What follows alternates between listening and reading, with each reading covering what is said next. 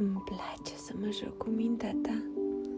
Alerg prin ea ca printr-un câmp de flori, primăvara la apus. Smierită de orice suferință, alerg încet, amestecându-ți ideea de mine pe o margine de mare, unde nisipul e ud și valurile se sfârșesc în gândurile mele ce nu mai au drum la tine.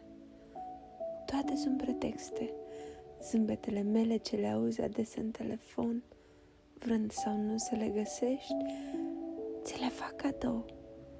Vreau să-ți amintesc, să-ți alung tristețea ce eu, da, eu, o frământ în venele tale.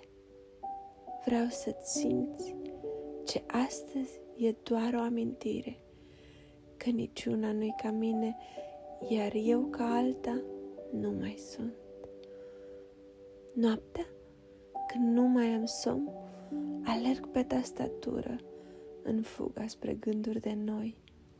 Noi doi, odată de mult, într-o lume ce azi există doar în amintiri de ieri.